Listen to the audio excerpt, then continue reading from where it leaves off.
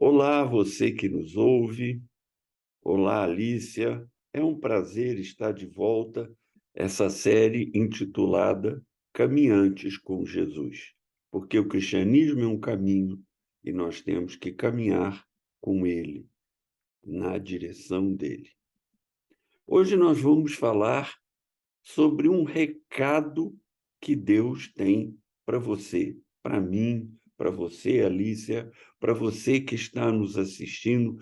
É um recado de Deus que talvez vá te surpreender. É um recado importante, é um recado que vai fazer diferença na sua vida. Alícia, dê o seu alô para quem está nos vendo aqui. Olá, bem-vindos aqui mais uma vez, junte-se a nós. Não esqueça, like, sininho, seguindo, inscrevendo, contando para outras pessoas. Contamos com você para a gente continuar aqui dando as nossas aulas, nossos posts, nossos encontros. Ok. Então, antes de começar, solta a vinheta.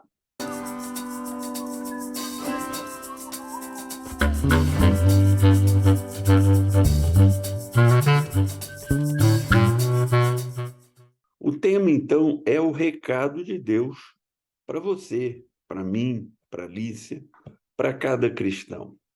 E para passar esse recado, Alice, eu vou contar uma história verídica que eu ouvi de um pastor que visitou a nossa igreja tempos atrás para dar o depoimento da vida dele. E ele tinha uma história interessantíssima para contar.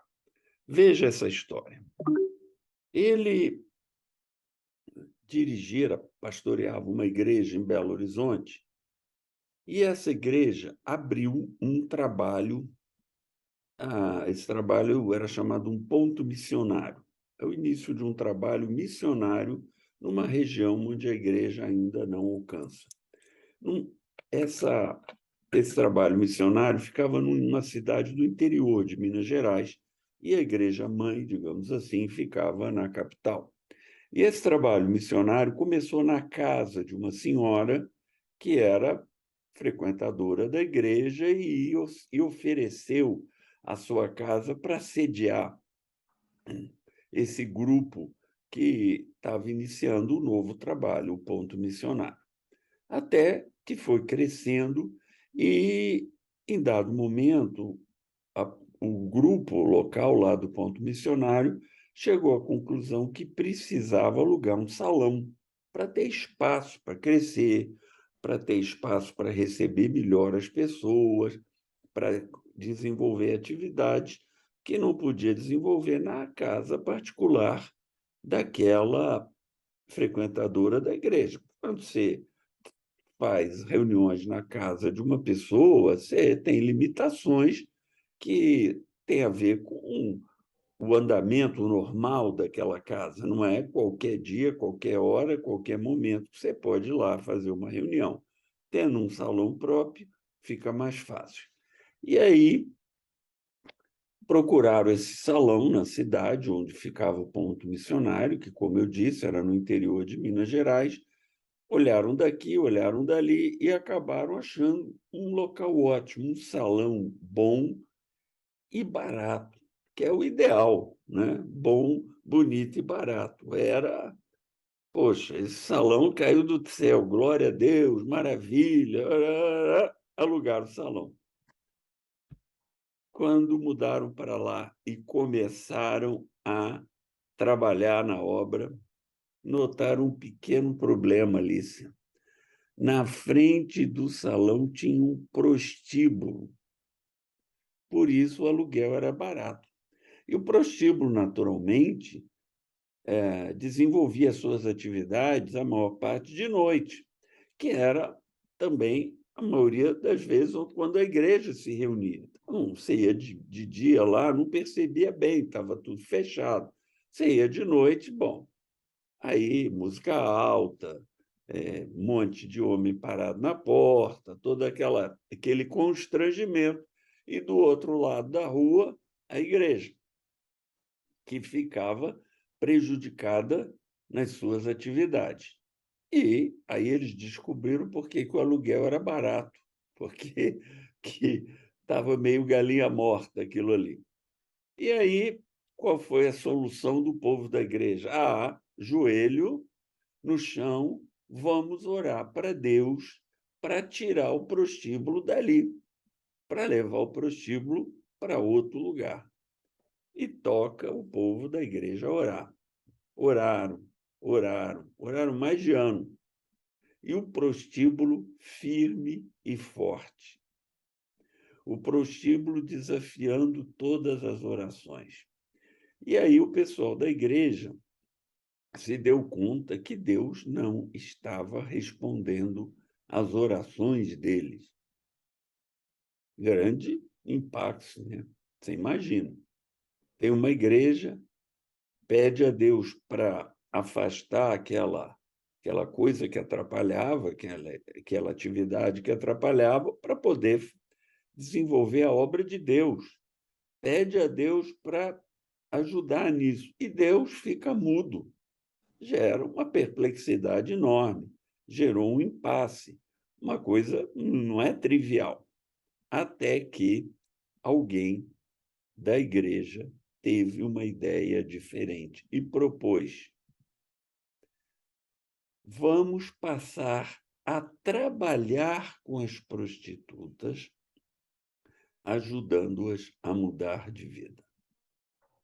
Elas trabalhavam essencialmente à noite, então elas tinham o dia livre, e a igreja começou a desenvolver trabalhos voltados para elas: alfabetização, aconselhamento, apoio emocional, apoio psicológico, etc. E aí, Alicia, as coisas começaram a mudar. Várias mulheres do prostíbulo foram tocadas pelo evangelho e mudaram de vida. E os resultados da evangelização foram tão grandes que os donos do prostíbulo foram na igreja reclamar. Aí inverteu, era eles que estavam reclamando da igreja, mas a comunidade perseverou no seu trabalho, nas orações também, mas as orações agora dirigidas para outra coisa. 3 daquelas mulheres se converteram e, depois de mudarem de vida, vieram a se tornar pilares da nova igreja. Outras deixaram a prostituição, não ficaram na cidade e foram embora para outro local. Talvez não tivessem mais apoio, mais possibilidade de desenvolver sua vida. E o prostíbulo foi se esvaziando e o prostíbulo fechou. É uma história admirável, não é? É uma história que a gente olha e a gente fica surpreendido como Deus age. E eu queria tirar aqui 3 ensinamentos para você que está nos ouvindo, que são as 3 partes do recado que Deus tem para você. Tem para mim, tem para Alice. É um recado em 3 partes. Primeiro, quando pedimos a coisa errada, Deus não atende. Mesmo que o propósito pareça ser bom. Eles pediram para o prostíbulo sair. Aos olhos de Deus era a coisa errada. Deus simplesmente se fez de surdo, não atendeu.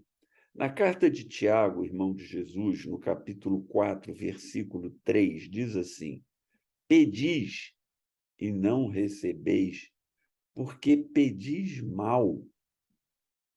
Você pede a coisa errada. Quando você pede a coisa errada, Deus não atende, porque aquilo não é o que precisa ser feito.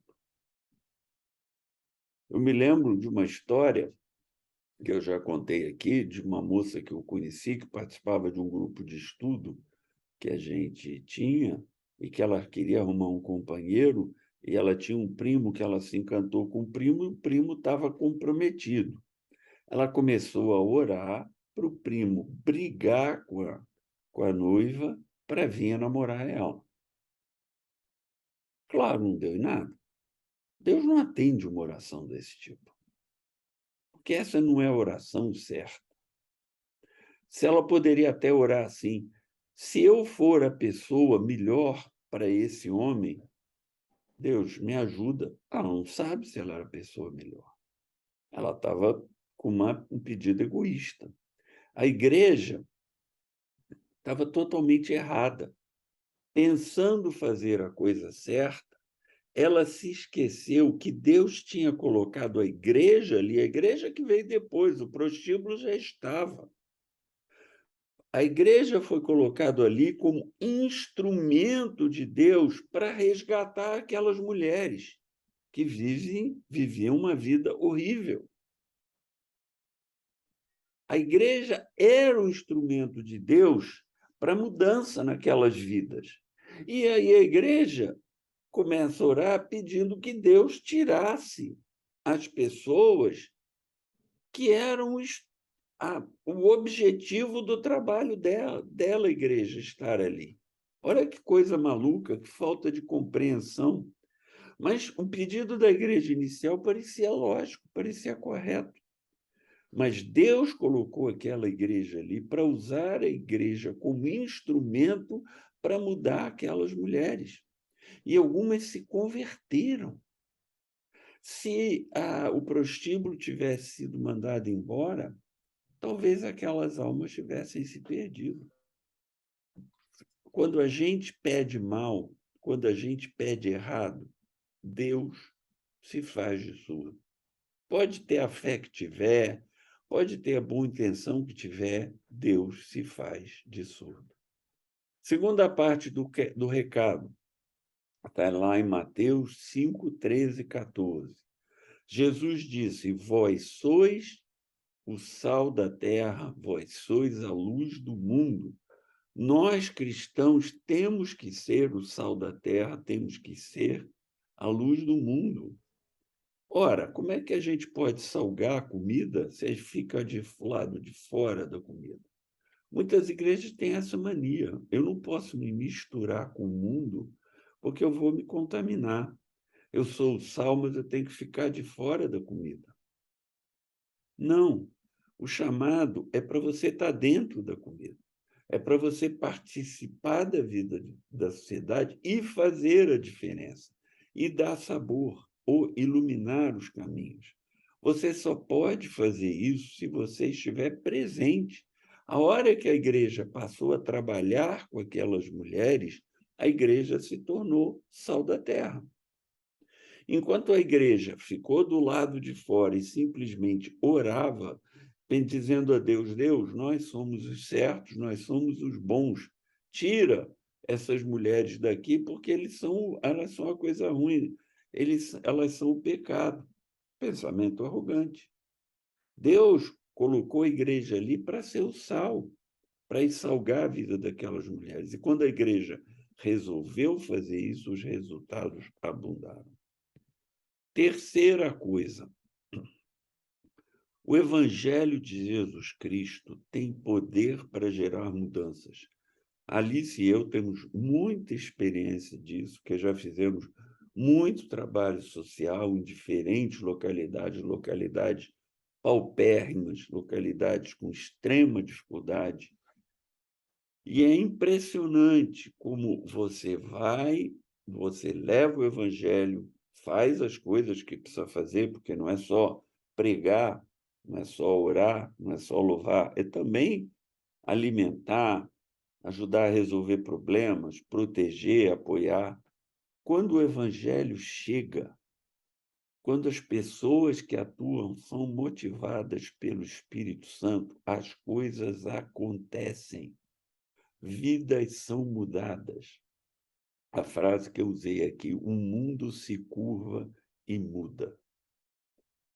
Toda vez que na história a igreja, motivada pelo Espírito Santo, fez aquilo que Deus queria, o mundo se curvou. Nós temos inúmeras histórias, exemplos disso. Posso citar o exemplo de Martin Luther King, um pastor batista nos Estados Unidos, na década de 60 do século passado, lutando contra a discriminação racial e as leis terríveis que existiam no sul dos Estados Unidos, que separavam negros de brancos. E ele começou uma campanha pelos direitos dos negros, e uma campanha não violenta. Muitas vezes, os manifestantes que lutavam por esses direitos foram massacrados pela polícia, mandado pelos poderosos de plantão. Mas o exemplo deles, a fortaleza deles e o fato deles estarem apoiados pelo Espírito Santo e fazendo a coisa certa, mudou aquela sociedade. As leis foram mudadas e o sul dos Estados Unidos integrou a população negra com a população branca. E hoje, os Estados Unidos têm um feriado com o título de Martin Luther King. Esse homem foi assassinado, mas deixou um legado fantástico. Quando pessoas motivadas pelo Espírito Santo agem, o mundo se curva, o mundo muda. Alicia, seus comentários. Bom, vamos por parte, né? Eu acho assim engraçado essa questão, engraçado não, né? Curioso. Pedir errado, Deus não atende. E eu acho que a pergunta natural, né, de se fazer é: mas como que eu vou saber o que eu posso pedir, o que eu não posso pedir? Eu acho que se você é uma pessoa que conhece o cristianismo, que se interessa por saber sobre a Bíblia, você lê, você presta atenção, você pensa sobre as coisas que você ouve do cristianismo, você começa a ter um discernimento, né? Então, assim, quando você deu aqui 2 exemplos, né? Vamos pegar o mais simples, né? O da moça que queria o noivo da outra, ou qualquer coisa que você deseje do outro, né? Vamos aqui expandir isso. Você quer alguma coisa que o outro tem e que você quer para você. Cara, é tão óbvio, né? Que, gente, Deus não pode. De tudo que você sabe do cristianismo, você sabe que isso não é uma coisa correta. Você está dizendo para Deus, por favor, me dê aquilo que vai me alegrar, mas que vai entristecer outras pessoas. Isso não faz sentido. Então, a primeira coisa que eu acho, Vinícius, quando a gente olha para essa mensagem de Deus para todos nós, pare e pense um pouquinho quando você está fazendo o seu pedido. Eu vejo uma coisa muito interessante, né? Às vezes eu vejo as pessoas dizerem assim: eu queria muito ganhar na Mega Sena, eu ia largar o meu emprego, eu ia mudar minha vida, eu ia passar a vida viajando, eu ia, né? E aí você olha e fala assim: mas por que cargas d'água Deus vai mover um desejo que só atende à sua necessidade? Então, você não fala assim: ai, Senhor, eu queria muito ganhar na Mega Sena. A gente não fala jogos de azar, não é assim que funciona, mas estou dizendo do desejo, da oração. Cada um pode orar o que quiser. E você não diz assim: Senhor, eu queria muito ganhar um bom dinheiro, eu gostaria de organizar a minha vida e gostaria de poder usar uma parte desse dinheiro para ajudar outras pessoas. Você não ouve isso. É sempre uma coisa muito desejosa. Então, é meio óbvio que isso não dá certo. É a mesma coisa da história do prostíbulo que você contou.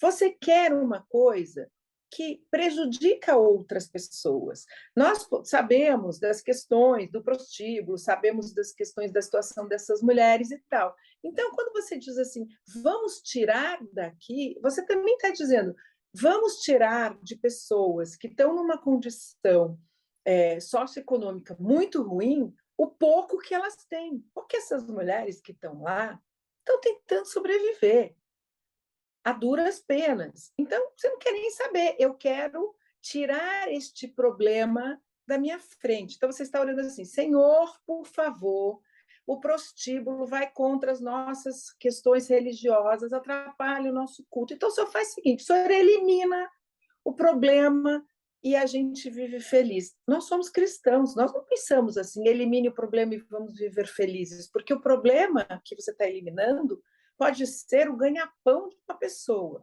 Então, o que você tem que fazer é exatamente isso que você estava dizendo aqui. Vai lá, interfere, ajuda, tenta encontrar outras possibilidades, oferece outras alternativas, porque às vezes essas pessoas não têm essa alternativa, né? Então, quando você, como saber, né, que é esse pedir errado, Deus não atende. Tem uma boa dose de bom senso, e aí você fala, Alicia, mas eu não posso desejar. Você pode desejar, mas está lá na Bíblia. Se pedir errado, não vai ser atendido. Então, Alice, pense um pouco na forma como você faz os seus pedidos. Tem que ter bom senso, mas tem que ter outra coisa. Tem que ter o coração cristão, isso, gente. mas Tem que você... olhar. Existe um mandamento, Vinícius, que como ele é feito numa época diferente, a gente diz lá assim, não cobiçarás a mulher do próximo. A gente tem que fazer aqui um parênteses, que a mulher, naquele tempo, ela era uma propriedade do homem. Então, o que Deus está dizendo é, não seja invejoso, não cobice as coisas e pessoas que pertencem, que fazem parte da vida do outro.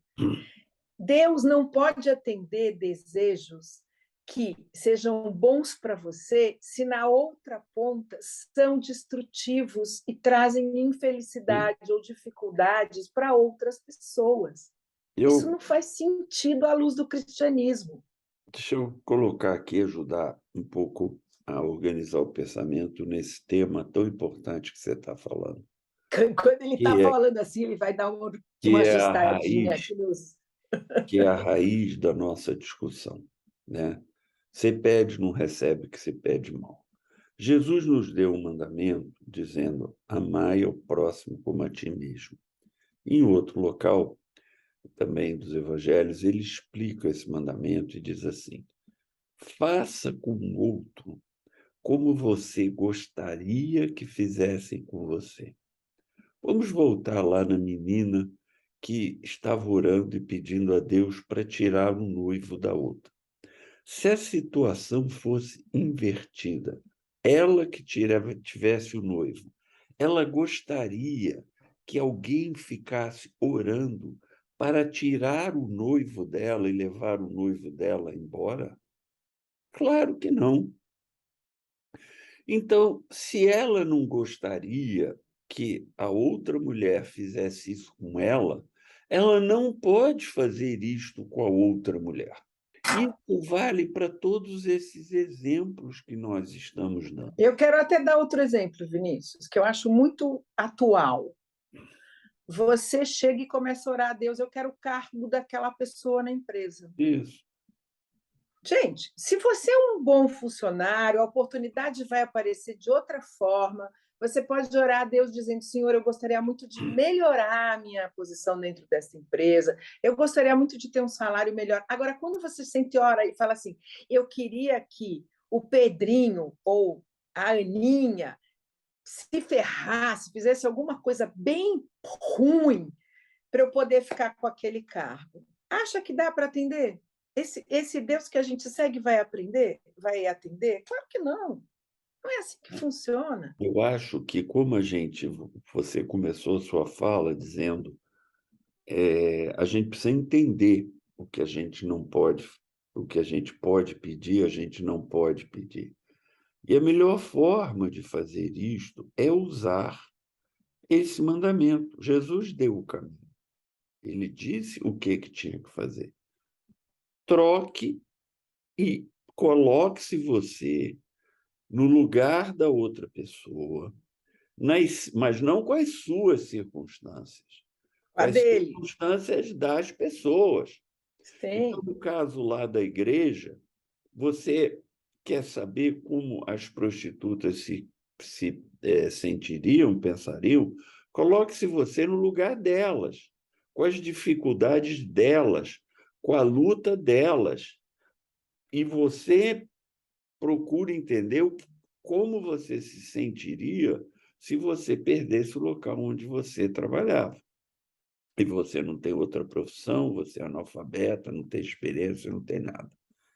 Então, e aí você começa a entender como essas pessoas iriam reagir a um pedido desse. E você pode aí aplicar o mandamento de Jesus e ver se o que você está pedindo em relação àquelas pessoas é uma coisa que Deus aprova ou não. Porque só é aprovado por Deus se o pedido que você fizer em relação a outras pessoas passar pelo crivo dele, que é o crivo do mandamento de Jesus. Então, na hora que a igreja passou a pedir: Deus, melhore a vida dessas mulheres, mude a vida dessas mulheres para uma vida melhor, e nós vamos ser instrumento de mudança, que aí é a parte 2, Sim. nós vamos ser sal da terra.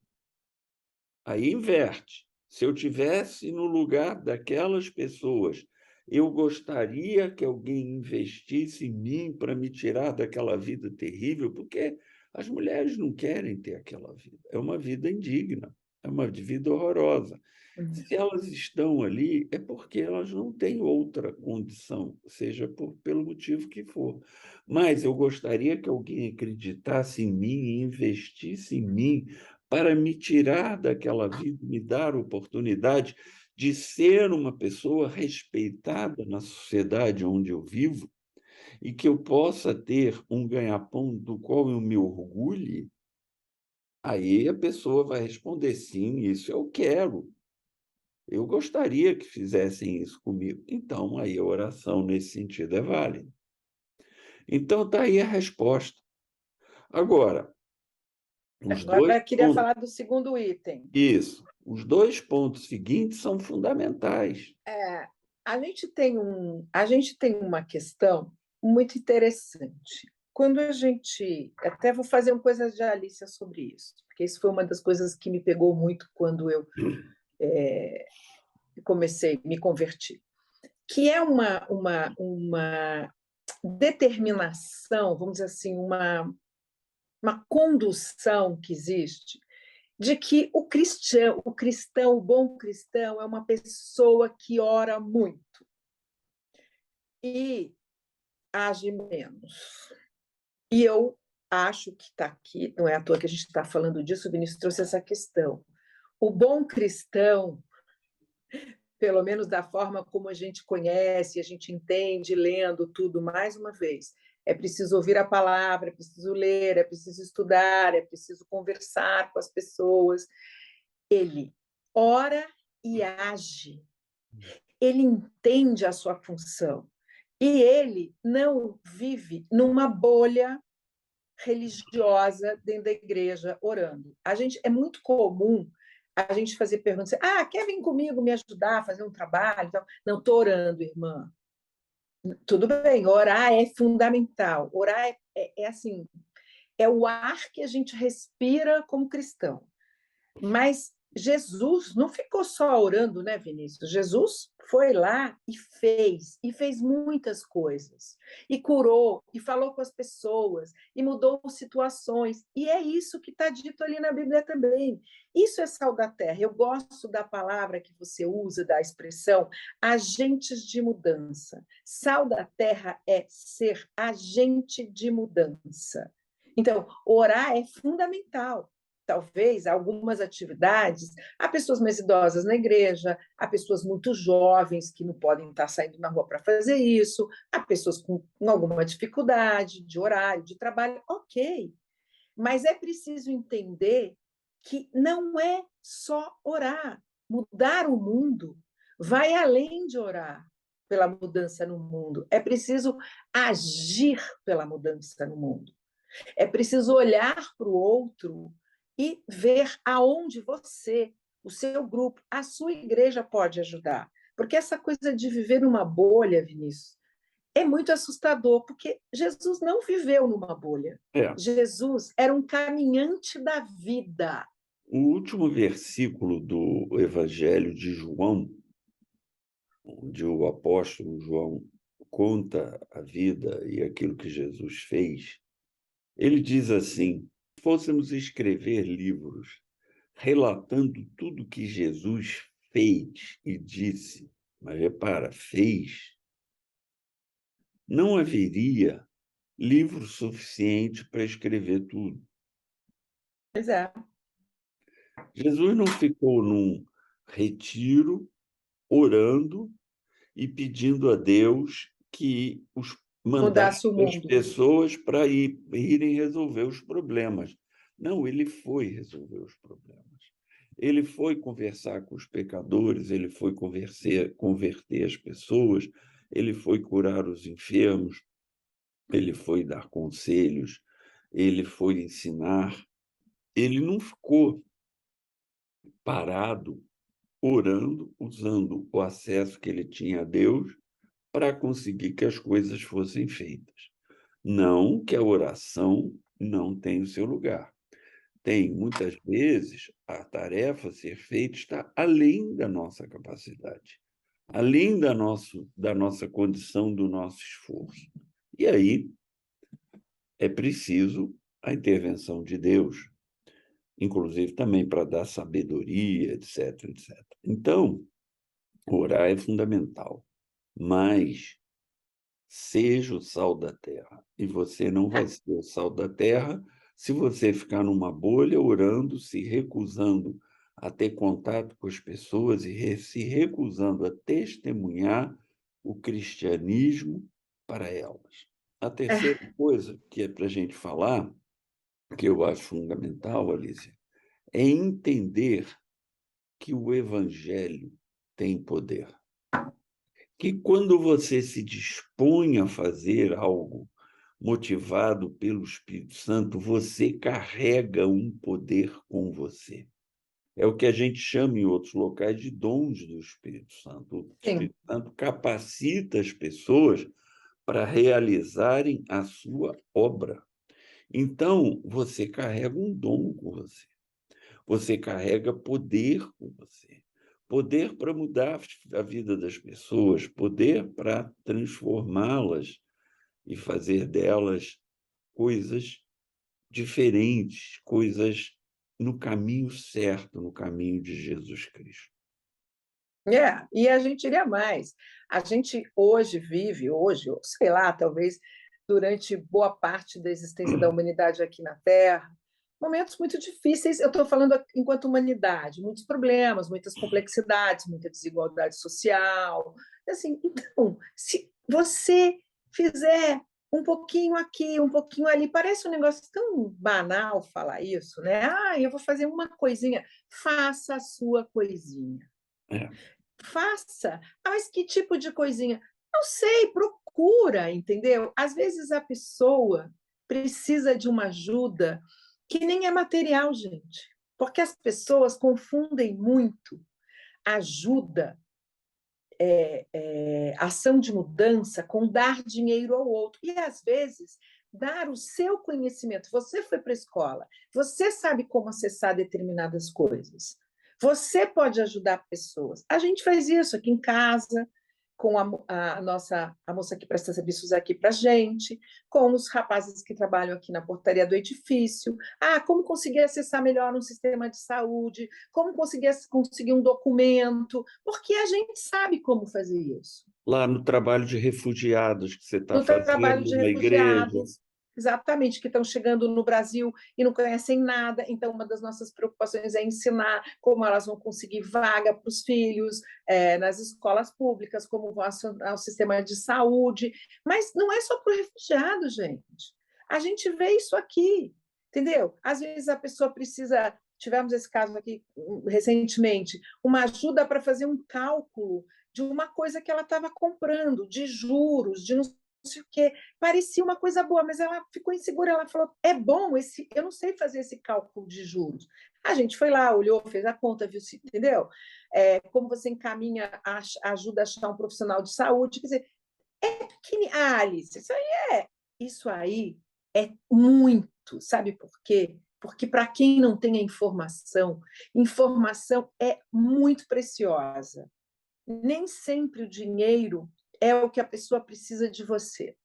Não é dar o dinheiro, é dar a ela conhecimento, ajudar ela a ter esse conhecimento, melhorar a vida dela. E dá para fazer assim, dá para fazer uma lista aqui, gente. Um dia, se vocês quiserem, a gente sempre faz uma lista de tudo que você pode fazer individualmente, para uma pessoa, para muitas pessoas, no seu prédio, no seu bairro, na sua escola, no seu trabalho. Tem muita coisa que dá para fazer. É uma questão de querer fazer. Aí, pedir a Deus para te habilitar, entender o que está dentro das regras, né? Vamos voltar lá para pedir errado, né? Então, vamos pedir certo, e ter uma sensação de que você é parte de um corpo e que você quer ser esse agente de mudança, porque, gente, isso também tem a ver com o seu desejo de fazer parte disso, com o seu desejo de ser esse agente de mudança, porque não é só vai e faça por obrigação, vai e faça com o seu coração aberto, faça com vontade, faça com alegria, sabe? Faça assim, abraçado com a sua causa, com a sua fé. É. Isso Esse que você tema me apaixona, é apaixonante para mim, gente. isso que você está falando, na verdade, é dizer assim, ajudar o outro, não é necessariamente dar dinheiro. Às vezes você pode nem Né? ter dinheiro para dar. Você mal tem para você, como é que você vai dar para o outro? Ajudar o outro é essencialmente dar do seu tempo, dar atenção, dar de si. E é disso que Jesus está falando. E ele dava dele, ele não tinha dinheiro. Uma vez os apóstolos João e Pedro estavam passando, o cara pede, eles dizem: dinheiro nós não temos, mas eu posso te curar. E cura a pessoa. Então, dado o seu tempo, dado o poder que o Espírito Santo concedeu a você para poder realizar a obra. Eu queria concluir aqui essa discussão, porque nós já estamos chegando no finalzinho, com uma história que eu ouvi de um bispo da nossa igreja que eu acho muito interessante e relevante. É o seguinte: tinha uma praia que estava coalhada na areia de estrelas do mar. Por algum motivo, a corrente mudou, etc., e aquelas estrelas do mar, que são animais, né, marinhos, foram jogados na praia. E como estrelas do mar vivem dentro da água, elas estavam morrendo, estava coalhada. E tinha um homem, um velhinho, na praia. Ele se abaixava, pegava uma estrela do mar e jogava de volta no mar. Se abaixava, pegava outra estrela do mar e jogava no mar. E aí o rapaz, o adolescente, veio chegando com aquela postura típica de adolescente que acha que sabe mais, que entende mais. Chegou para o velhinho e disse: por que você está fazendo isso? Não adianta nada, são milhares. Você vai conseguir resolver o problema aqui de algumas dezenas, se tanto. Aí o velhinho abaixou, pegou uma estrela que estava, jogou no mar e disse: eu não posso ajudar todas, mas para essa que eu acabei de jogar de volta no mar, a minha ajuda valeu. Eis a questão. É isso.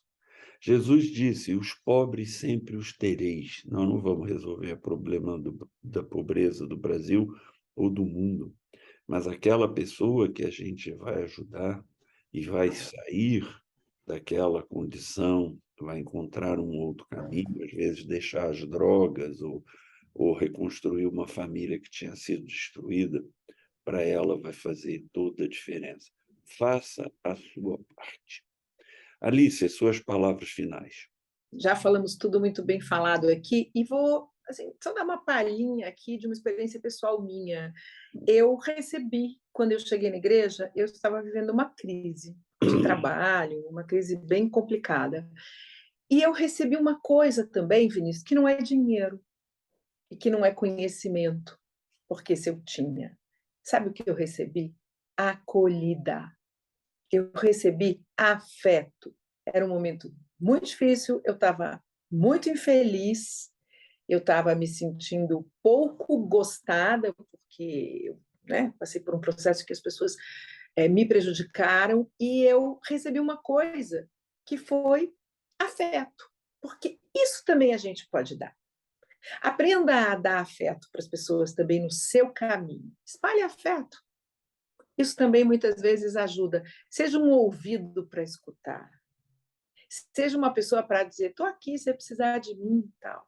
Eu acho que isso também faz parte disso que a gente está falando. Se você que está nos assistindo gostou desse vídeo, dê um like, veja outros vídeos nos nossos canais, recomende para os seus amigos. Isso permite que o nosso trabalho ganhe mais alcance e o nosso trabalho é simplesmente divulgar o Evangelho de Jesus Cristo. É um trabalho que fazemos voluntariamente neste sentido, de levar aquilo que Jesus nos ensinou a mais e mais pessoas. Obrigado pela sua audiência, pela sua presença aqui conosco. Obrigado, Alícia, por dividir a bancada aqui comigo. E para você que está nos vendo, que Deus abençoe a sua vida, que Ele ilumine os seus caminhos e que Ele te dê a paz. Tchau, tchau.